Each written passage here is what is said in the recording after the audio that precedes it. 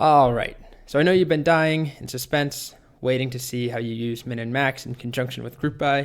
Well, it's finally time. So the way we do it is really similar. It's basically identical to how we did count when we used that along with group by. So let's take an example problem first. Something like this. Find the year that each author published their first book. So we want something like, I don't know, Raymond Carver and his, I don't actually know this, but let's say that in our database, his first book was published in sometime in the 80s, I believe, 1981, let's say. And we want to do the same thing for, let's say, David Foster Wallace, and his first book in our database was published in 1999 or whatever it is. Don't quote me, please.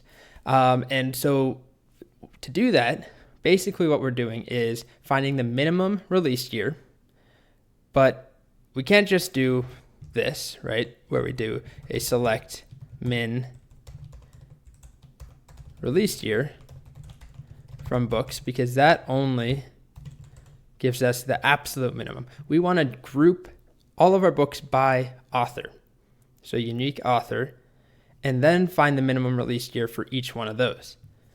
So we need to use group by and min, and it looks like this. And yes, I know it looks kind of long, as this emoji tells you. It might be a little confusing. Basically, let's focus on the important parts first, which is this right here, and then the group by statement. Now remember, when we do group by, I'm doing author L name, comma, author F name, because we have two authors who have the same last name. And so I don't want, I believe it's Frida Harris and Dan Harris. I don't want their books grouped together. So we're separating it out. So this is going to group all of our authors together, make those different groups. I call them super rows or something like that. And then for each one of those, we're going to find the minimum release year, as well as the author first name and last name, because if we just find the minimum release year, it's not that helpful to see if that's all we print out. We want something like Raymond Carver, 1980, rather than just seeing 1980. So let's give it a shot. Make some space. We'll do a select author F name, comma, author L name, comma, min, released year. And then I'll do it on a separate line from books, group by, and we want to do that double author L name, comma, author F name. Let's hit enter. Here we go. So we got Raymond Carver, and the minimum released year for him is 1981, which I think is what I just said, or what I guessed.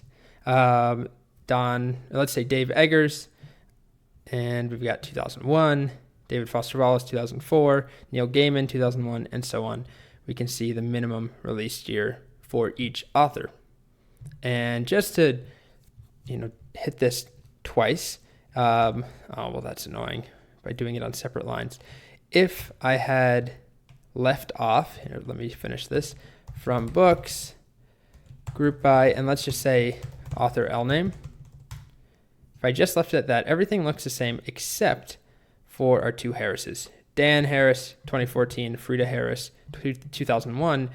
Well, now all we have is Dan Harris in 2001, which is not true. He never released a book in 2001. Frida Harris did. And that's because we're grouping everything by Harris. And so it puts Dan and Frida together. So that's why we need both. And so we're going to continue using that group by author L name, comma, author for F name quite a bit as we progress through these group bys in the next couple of videos. Okay, so we could also do something like find the longest page count for each author. It's very, very similar. We just need to use max. So that's going to be a select max pages from books, group by, and then our same author L name, comma, author F name, just like that. However, we just do that and it's not very useful. So let's go and add in select author F name, comma, author L name, comma, max pages. Now we can see Raymond Carver's longest book is 526. Neil Gaiman's is 465. John Steinbeck is 181. He only has one book in there, I believe. George Saunders is 367 is his longest pages. So that's the basics of min and max in conjunction with group by. Obviously, you could group things differently. We've been doing a lot of grouping based off of authors, but we could group things by the year they were released, or I don't know, the quantity we have in stock, or whatever we have, whatever available pieces of data we could group by. But grouping by author makes a lot of sense for calculating some sort of meaningful data.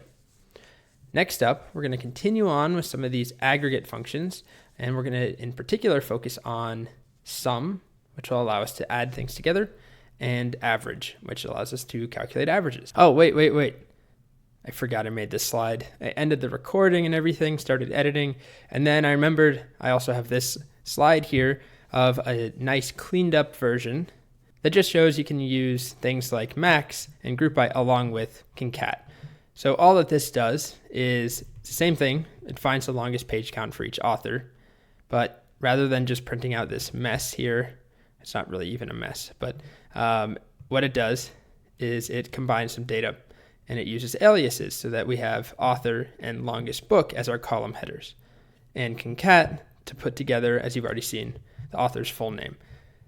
So just copy that, run over here, paste it, and there we go. We get author, longest book, and we have a full name here and their longest book. Yep, that's it. Now we're actually done. I promise.